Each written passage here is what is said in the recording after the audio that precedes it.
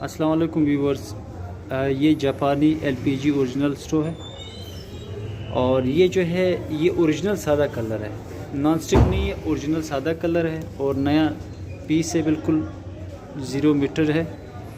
ये देखें इसका कंडीशन है और ये इसके साथ ये पाइप भी आया हुआ है, ये इसके साथ ये रखा हुआ है और ये काम किस तरह करता है ये भी मैं आप लोगों को दिखा देता हूँ।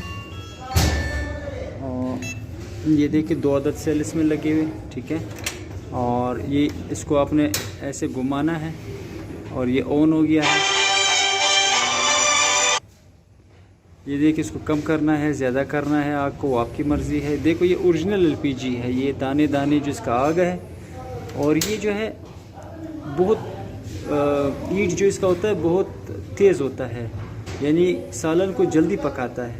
और ये ऑटोमेटिक चूल्हे हैं और ये अगर गैस आ जाए चला जाए तो ये ख़ुद ब खुद बंद होता है। देखो अभी ये सेंसर है, ये आग इसको अभी जो है ये डाउन हो गया क्योंकि इसके ऊपर कोई चीज़ नहीं रखा होता। जब इसके ऊपर कोई चीज़ रखा होता है तो फिर ये डाउन नहीं होता। अब ये 2-3 मरतबा डाउन होगा देखो और उसके बाद ये बंद हो जाएगा क्योंकि इसके ऊपर कोई चीज़, ये सेंसर है इसका, ये प्रेस होगा तो ये बंद नहीं होगा। ये सेंसर जो है ये ओके है, इसके सेंसर काम कर रहे हैं। सेंसर का यही फ़ायदा होता है और ये गैस भी बहुत कम खाता है। और ये देखें मॉडल जो होते हैं वो यहाँ पे लिखे होते हैं।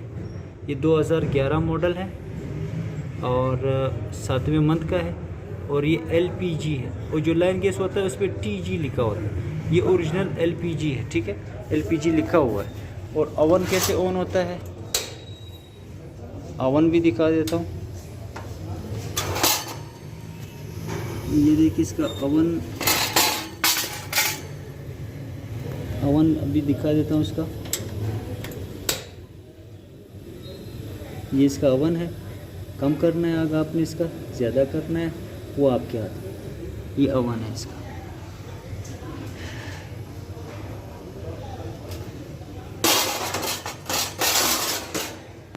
ये चूल्हा है।